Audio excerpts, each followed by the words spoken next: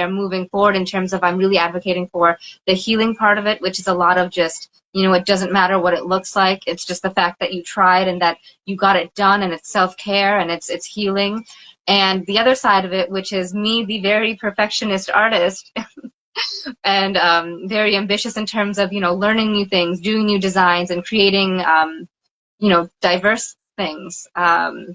So, I'm still going about combining those two things and figuring out where to put them in the business. But I'm so glad that I do the community events where we can just have it be a little bit looser and a little bit fun. And then there are the more serious clients who really, they're fun to work with and they really enjoy the artwork and the perfectionism of that. Yeah. What about you? Well, I guess you just said you like having a bit more creativity and leeway with that. But when you get clients who want bigger pieces, do you like working with clients better who are super involved in the process, and it's kind of like a team effort, or do you like kind of being given the space and time to create and then to put that on the canvas? I like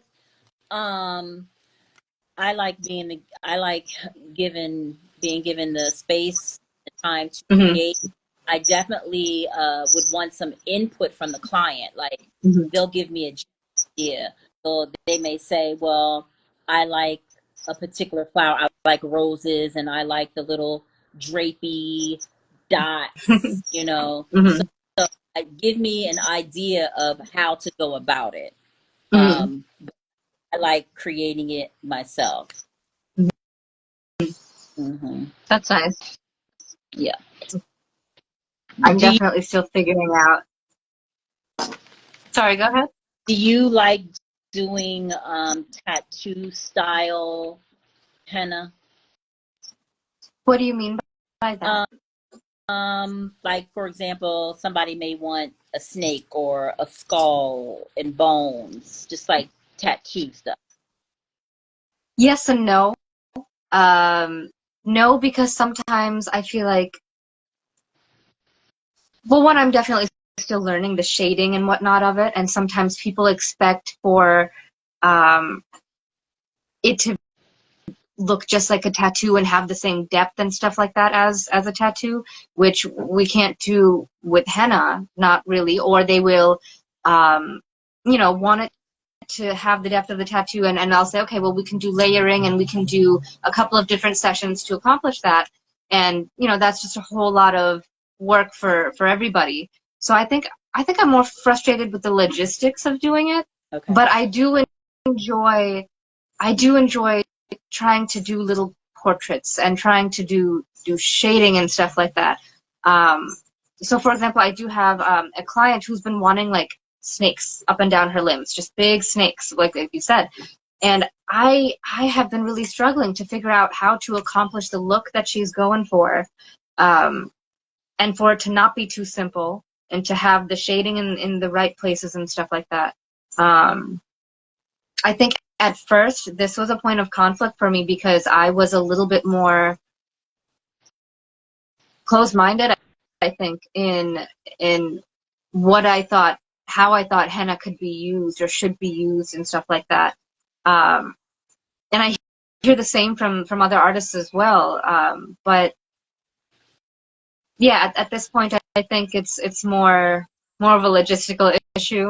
And I think I'm more excited to try and learn how to shade and whatnot, especially when I see like artists in London and India doing like Indian or like Hindu and Muslim just bridal henna, where they'll do the whole sleeve on the arm, and then they'll do like portraits of the bride and groom or portraits of where they met or something like that.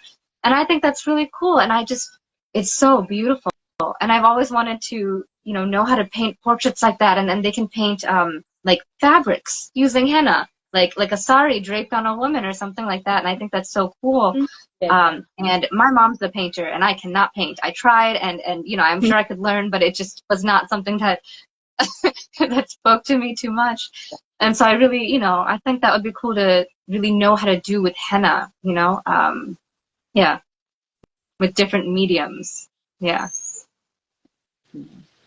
What about you? it comes to the, the arm pieces and the portraits, that is very beautiful, but I don't think that that's going to be my genre. At least not. I like the fun pieces. I can do a sleeve, but as for detailed this side and that, no, no. That's understandable. Yeah. That level yet. I'm not going to say level because I like the quick pieces. I like the because that definitely can take hours upon hours. Yeah. I can understand that, and I think maybe I think I can see what you mean a little bit by level, in terms of like, there's got to be, the client has to have the time and the funds, and you have to have the time and the funds to have the studio set up for that long. Some of these artists I'm talking about in London and India and whatnot, they will post their little time lapses. Yeah. And it's like 12 to 20 hours of work, and that's just not feasible by me right now. But it's commendable. It's very admirable. Yeah. And then there's a consultation too. Oh my goodness. Yeah. Now, one thing I do want to learn how to do, maybe I'll take a class, is to use, I've seen people have like a tablet and they can put the designs, they'll have a template of a hand to be able to show the person.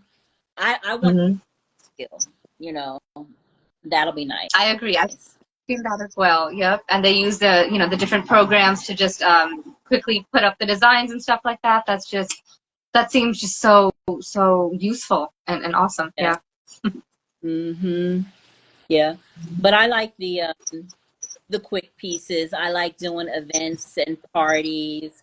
It's more of a fun, exciting environment. Now, I have done wedding henna.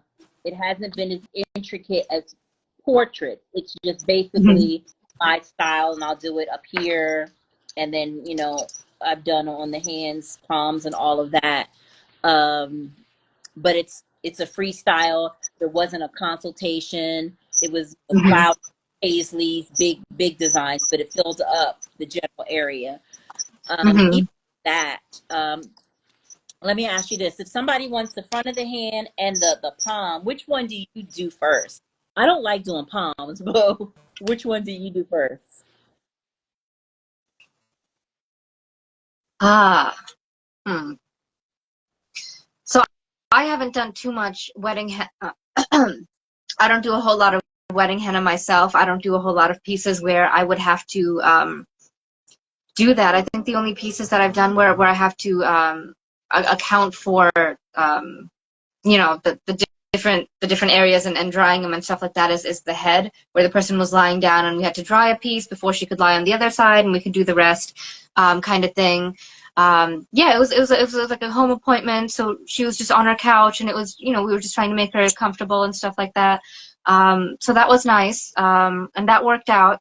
So I want to say that I would do the back first, because I think that if I did the front first, and then they've got their henna done and they flip it over and I'm doing the back, I worry that they're gonna like scrunch their hand a little too much during that time. It would get sweaty and then maybe smear on the palm. So maybe I would just leave the palm for the last bit, especially since it's the one that would stain the quickest and the deepest and everything anyways. So maybe just to keep that good, because I know specifically with Hindu weddings, at least I know, the palm is the most important bit of the henna. So I would not want that to be smeared. That's the bit that like the photographer will take the most pictures of. That's where like the groom's name is like hidden and stuff like that. It's where like the meaning is. I actually didn't know that we could do henna on the back of the hand until I grew up a little bit more in American culture. Yeah, we always just did the palms, and the back was like, oh, you must be getting married if you have the back of your hands done or something like that. So I think I would do it that way. Yeah. What about you? I don't like doing the palms, but I do them because I feel like the person kind of gets more relaxed and their hand ends up being like this, and I'm like, no, keep it flat, keep it flat. Yeah. And they have to keep it flat and not like really relax it because that's gonna, the henna. So I'm really, I wonder, I guess it's a skill to do the intricate designs on the hand, and you have to be the person has to be like I guess if they're paying all that money, they're definitely going to keep their hands like this, Exactly. Yeah. Yeah. Yeah. Well, that's awesome. It's been so cool to watch you grow, Monica. It's been like almost 6, 7, 10 years or something like that. It's been a little bit. Yeah. And I never even thought when I was working with you that I would just be doing it this long and that I would have this meaningful of a journey with it. So I appreciate your involvement in my early tutelage and just teaching me a little bit more about henna as an art form and a practice instead of just something pretty, Yeah. Yeah. I think because you grew up with it, right? You grew up with henna. I did.